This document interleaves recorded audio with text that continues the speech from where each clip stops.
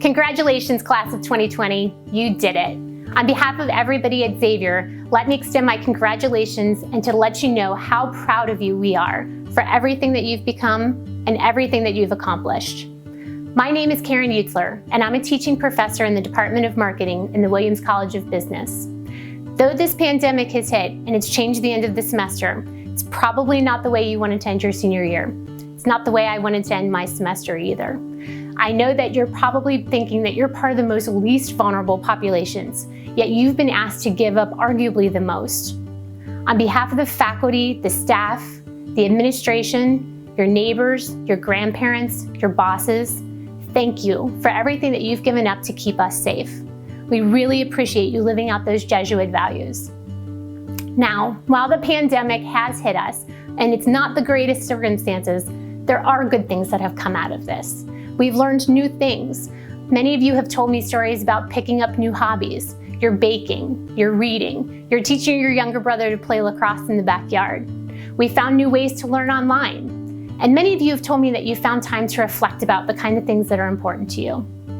There are good things that have come out of this. And I'd like to tell you a story about somebody who actually seized opportunity himself, and he took a situation and made it wonderful too. That person is Jeff Bezos. You've probably heard of him before, but let me tell you a little bit about how he came to the point that he did. Jeff was born in 1964. His mother was a 17-year-old high school student. His father wasn't in the picture.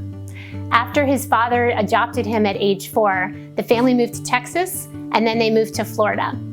Now, Jeff was no slouch, just like you. He went to school at Princeton, and he got 2 degrees, in electrical engineering and computer science.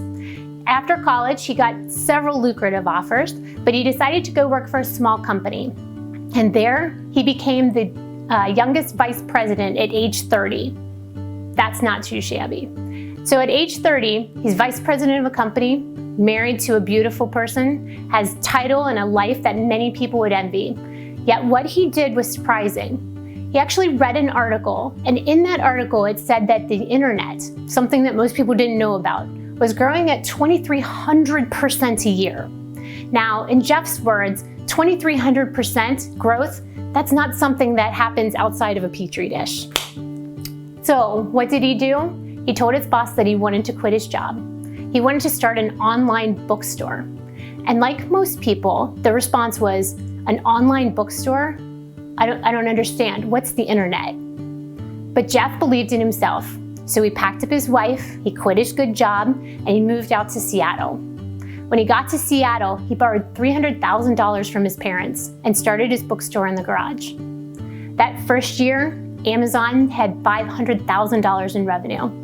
Within 16 years, 2011, they were at $17 billion. In 2018, Amazon was the second company ever to hit $1 trillion in valuation. This all from somebody who was not supposed to leave his comfy job, not supposed to necessarily take advantage of the opportunities that were presented to him. Now, you might think that this is a crazy example, so far-fetched, not something that you can do. But I tell you that there's people in your class who are doing really great things right now, taking advantage of opportunities. Right now, I have 3 senior biology majors in my class, Chris, Mike, and Jacob. They took my class just for fun. And I think that's awesome. I also have some people in my class before, like Rachel McFadden. Rachel McFadden signed up for an alternative break, was going to go to El Salvador. She didn't have a passport, she didn't speak Spanish, and it ended up being a life-changing event for her. Or consider Clay Merck. Clay got an internship, and they decided they were going to send him down to Alabama, a state that he had never even been to. And Clay went down to Alabama and lived by himself for the first time in his life. You know what? He got a job with them after college. There's so many opportunities that are out there, and I want you to think about the great things that are coming up with you and things that you can take advantage of.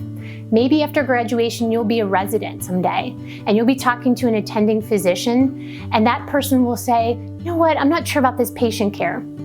Raise your hand, share your idea, ask your question.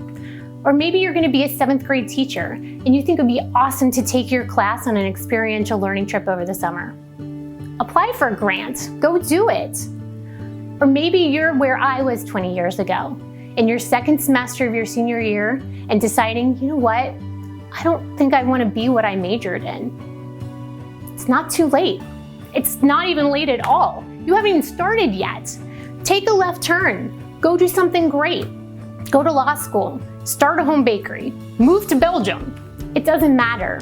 The key is that you're amazing, and you and your experiences are completely different than anybody else in the world.